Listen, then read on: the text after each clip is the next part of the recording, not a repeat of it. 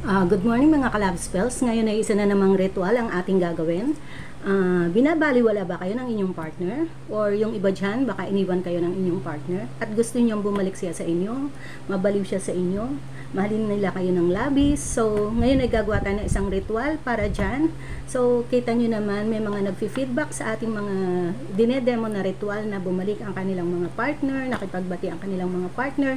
So, yung mga depende rin kasi sa ritual kung ano yung tatalab sa inyo at depende rin kung gaano ka-intense yung pagganap nyo. So kung maaari, gawin yung intense, full of feeling ang inyong mga ritual para tumalab sa inyo at dapat 100% ang inyong paniniwala.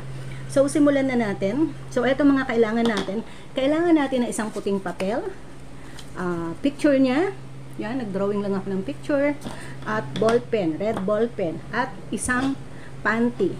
Yan. So, dapat yung panty ay sinuot nyo maghapon at magdamag. Tapos huhubarin nyo sa umaga.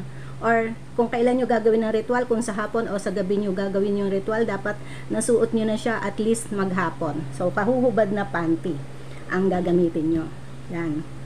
So, una ang ating gagawin, ayan, kukunin natin yung papel, yung kanyang picture muna.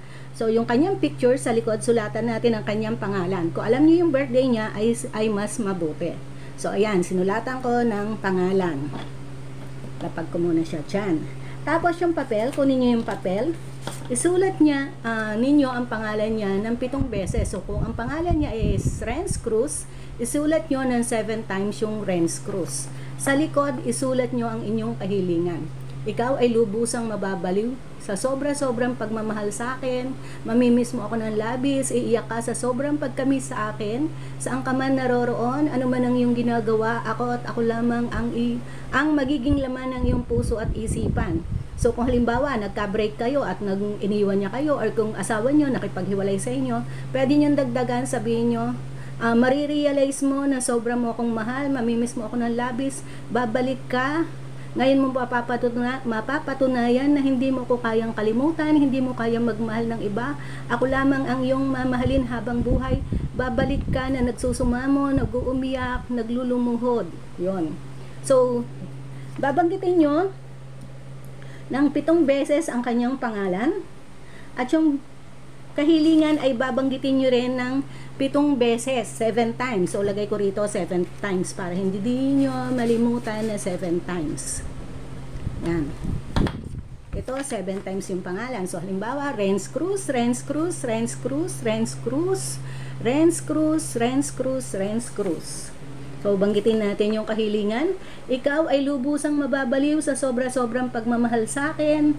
Mamimiss mo ako ng labis. Iiyak ka sa sobrang pagkamis sa akin. At saan ka man naroroon, ano man ang iyong ginagawa, ako lamang ang magiging laman ng iyong puso at isipan. So, kung gusto natin dugtungan, marirealize mo, mararamdaman mo na sobra mo pala akong mahal, hindi mo ko kayang ipagpalit sa iba, hindi mo kayang magmahal ng iba, hindi mo kayang mawala ako sa buhay mo, hindi mo kayang kalimutan ako. Babalik ka, magsusumamo, mag-uumiyak, maglulumuhod kang babalik sa akin. So, banggitin nyo ng 7 times. Pagkabanggit nyo ng 7 times, so, tupiin nyo ng 3 beses. Yan, ipasok natin yung picture dyan. Tapos, tupiin natin ng 3 beses, isa, dalawa. So, laging paharap sa atin ang pagtupi. Yan, 3. Tapos, ilagay sa loob ng panty. So, kung may yung panty nyo is ganito, may lalagyan sa loob, ganyan. So, kung wala naman lalagyan, insert nyo lang sa panty. Tapos, tupiin nyo yung panty. Yan. So, gagawin nyo to mas maganda kung bago kayo matulog para lalagay nyo sa unan nyo. Yan. So, tupiin natin yung panty, ilalagay sa loob ng unan. Tapos, so, halimbawa, ginawa nyo to ng Monday. So, pwede nyo gawin to any day. Pero mas maganda kung Tuesday or Friday. So, halimbawa, ginawa nyo ng Monday. So, gabi ginawa nyo, nilagay nyo sa ilalim ng unan, hinigan nyo. Second day, Monday, Tuesday. So, gagawin nyo siya Tuesday, Friday, Thursday, Friday, Tuesday, Wednesday, Thursday, Friday, Saturday, Sunday, tapos Monday ulit.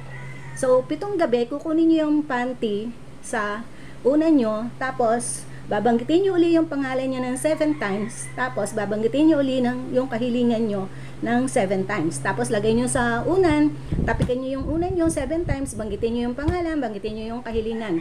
O, halimbawa, Renz Cruz, babalik ka sa akin, ganyan, ganyan, ganyan. O, pangalawa, Renz Cruz, babalik ka sa akin, ganyan, ganyan. So, 7 times pa, tapikin nyo din yung unan nyo. Bawat banggit nyo, tapikin nyo yung unan nyo ng 7 times bago kayo matulog. So, hanggang dyan po nagtatapos ang ating ritual. Sana ay makatulong sa inyo ito. At marami pong salamat sa inyong patuloy na pagtangkilik at panonood ng aking mga videos. Thanks for watching. Bye-bye!